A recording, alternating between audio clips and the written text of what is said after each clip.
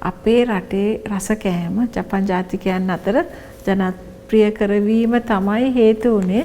ඇය ගැන ඔයාලට කියන්නේ. මං අදත් ඉතාමත් විශේෂ කාන්තාවක් අඳුනලා දෙන්න තමයි යන්නේ. මොකද මීට කලින් මං අර පොඩි දුවෙක්ව අඳුනලා දුන්න විශේෂ රැකියාවක් කරන. ඉතින් එතකොට මට හිතුණා ඇත්තටම මේ වීඩියෝ එක ඊට කලින් කරන්න හිටපු වීඩියෝ එකක්. ඒකින්ද මං හිතුවා මේකත් ඉක්මනටම කරන්න ඕනි කියලා. මේ ඉන්නේ සුභාෂිනී ඔකොමුරා.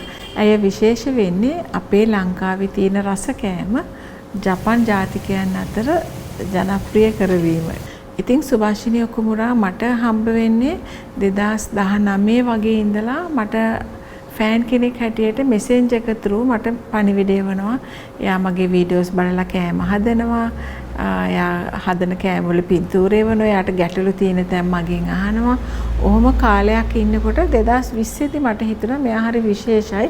මෙයා කරන දේත් එක්ක මෙයාට කතා කරන්න ඕනි කියලා මම 2020 දී මෙසෙන්ජර් එක හරහා එයාට කෝල් එකක් දීලා විස්තර දැනගත්තා. ඊට පස්සේ ඉඳලා මම මගේ තියෙන මගේ උයන පිහින දැනුම යත් එක්ක බෙදා හදාගත්තා. එයාට අවශ්‍ය සේරම දේවල් මම කියන්න, තව අලුත් එයා අහන වීඩියෝ වල ලින්ක් යවන්න. ඉතින් ඔය විදියට මම එයාගේ කෑම හදන දේවල් වලට උදව් කරා. ඉතින් දැන් සුභාෂිනී ගැන කියනවා නම් සුභාෂිනී කියන මේ සහෝදරිය ලංකාවේ කඩුගන්නාවේ ඉඳලා තමයි ජපානයට ගිහිලා තියෙන්නේ. 2006 දී යුකියෝෂි ඔකොමුරා කියන මහත්තයත් එක්ක ජපාන් මහත්තයත් එක්ක විවාහ වෙලා 2006 දී ආ ජපානයට යනවා. ජපානයට ගිහිල්ලා එයාට ඊට පස්සේ එයාට දුවෙකුයි පුතෙකුයි හම්බ වෙනවා. ඉතින් මේ දකින්නේ සුභාෂිනී ඔකොමුරා මහත්තයයි එයාගේ දුවයි පුතයි එකතු වෙලා ඉන්න පින්තූර කීපයක්. සුභාෂිනී ගැන විස්තර කිව්වම මං හිතන්නේ ඕගලන්ටත් එයාගේ පවුලේ විස්තර බලන්න දකින්න ආස ඇති කියලා හිතෙනවා. ඉතින් මේ ඔක්කොම පින්තූර අපි දැන් අවුරුදු 5ක විතර කාලයක් Viber එකේ WhatsApp එකේ කතා බහ කර ඉන්න කාලේ එයා මට එවපු ඒවා තමයි. මම මේකලන් හැබෙහින් දැකලා නැහැ. නමුත් Viber හරහා WhatsApp හරහා අපි බොහෝම ළඟින් ආශ්‍රය කරන සහෝදර සහෝදරියෝ වගේ ඉන්න අය වෙලා තියෙනවා දැන් වෙනකොට. ඊට පස්සේ සුභාෂිනී කිව්වා 2017 දී එයා මගේ වීඩියෝස් යනකොට ගොඩාක් උයන්න පිහන්න ඉගෙනගෙන ඉඳලා නැහැ. ඉතින් මගේ වීඩියෝස් බලලා ගොඩක් ඒව ඉගෙනගෙන එයා ජපන් ජාතිකයන්ට ලංකාවේ කෑම උයන හැටි පන්ති කරාලු. එයාලට කියලා දුන්නලු. ඇත්තටම අපි හිතන්නේ නැති විදිහට ජපන් ජාතිකයෝ ලංකාවේ කෑම වලට හරි කැමතියි. ඉතින් එයා ඒ කෑම බීම හදන හැටි කියලා දෙන පන්ති කරාලු ජපන් ජාතිකයන්ට. ඊට පස්සේ 2017 දී එයා පුංචිට කඩයක් පටන් ගත්තා. ඔකොසුබා කරි කියලා. ඒ කියන්නේ මහත්තයාගේ ඔකොමුරා කියන සර්නේම් එක එයාගේ සුභාෂිනී කියන එකයි එකතු කරලා කඩයක් පටන්ගෙන හැමදාම නෙවෙයි සතියකට දවස් 3ක් විතර මට මතක විදියට එයා කඩේ අරිනවා කිව්වේ.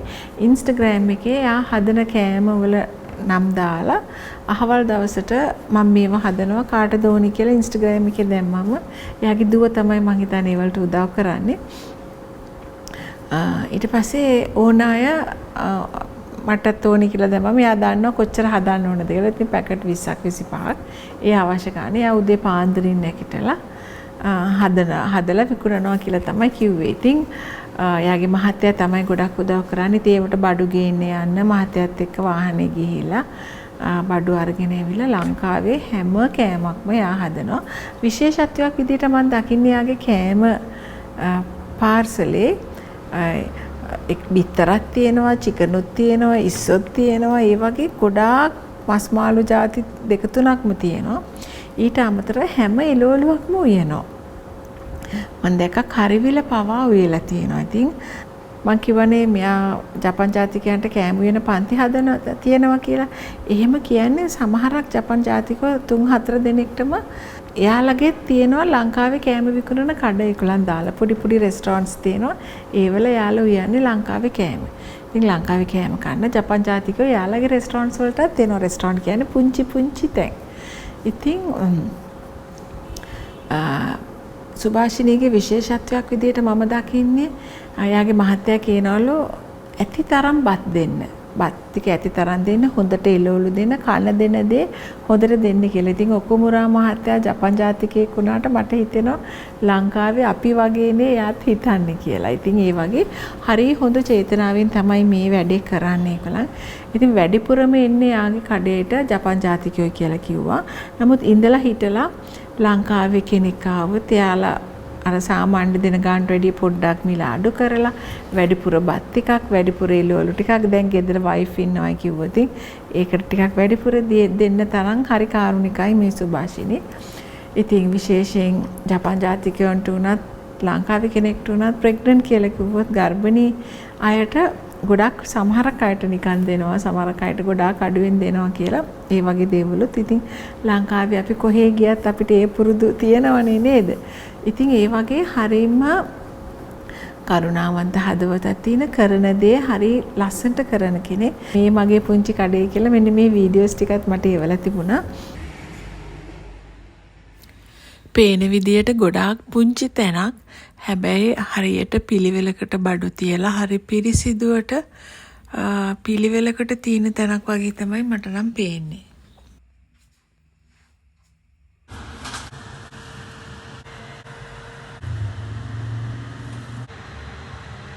මට ගොඩාක් ආස ලංකාවේ අපේ කෑම ජපන් ජාතිකයන් අතර ප්‍රචලිත කරන්න මේ සහෝදරී දරන උත්සාහයට. ඉතින් මට කියනවා අක්කා දන්නේ නැහැ අක්කගේ වීඩියෝස් ජපන් ජාතිකයොත් බලනවා කියලා. ඒ කියන්නේ සිංහල සමහර අය සිංහල පොඩ ඉගෙන ගන්නවා.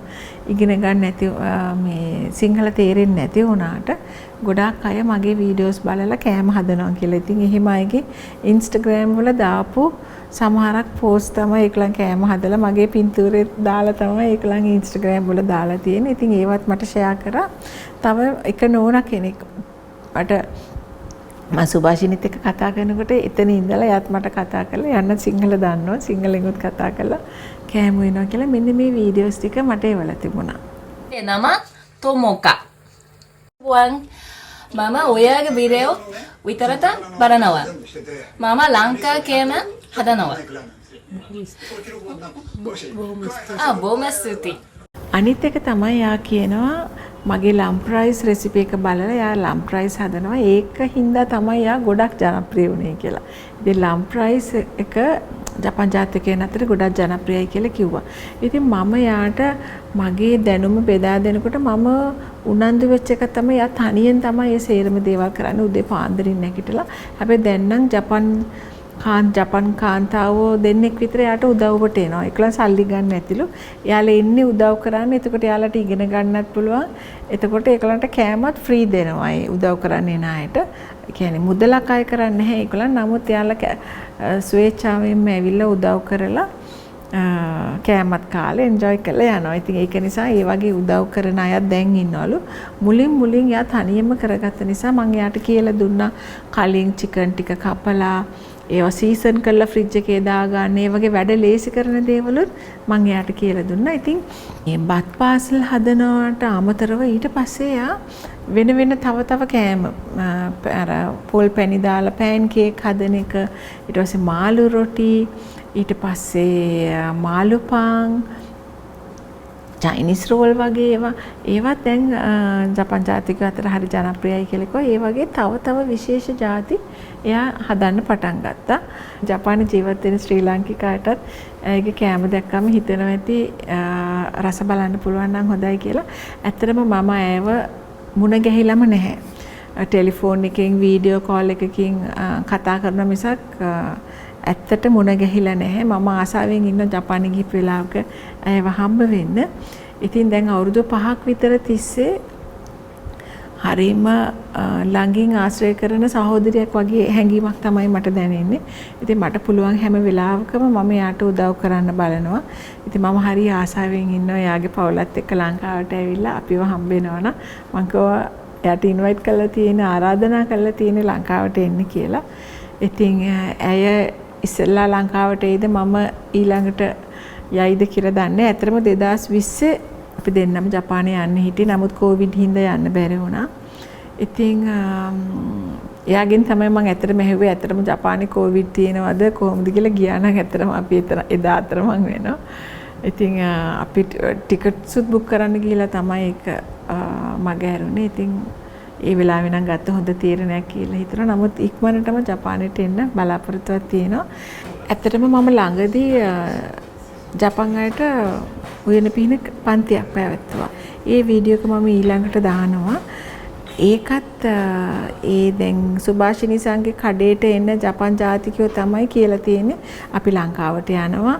එයාලා මගේ වීඩියෝස් බලන නිසා පුළුවන් ද අනෝමස් කිචන් එකේ අනෝමව කන්ටැක්ට් කරලා දෙන්න ඒගොල්ලන්ට පන්තියක් කරන්න කියලා. ඉතින් ඒගොල්ලන් ආසයි කියලා හැබෑවට මාව දැකලා මගෙන් කෑම ඉගෙන ගන්න. ඉතින් ඒ වීඩියෝ එක මම ඊළඟට දානවා. මට ඇත්තටම ඒ වීඩියෝ එක එඩිට් කර කර ඉන්නකොට තමයි මට මතක් වුණේ ඇත්තටම මම සුභාෂිනීගේ වීඩියෝ එක දාලා තමයි මම ඒ වීඩියෝ එක දාන්න ඕනේ කියලා. ඒතර ඊළඟට ඔයගලන්ට බලා ගන්න පුළුවන් ඒ වීඩියෝ එක.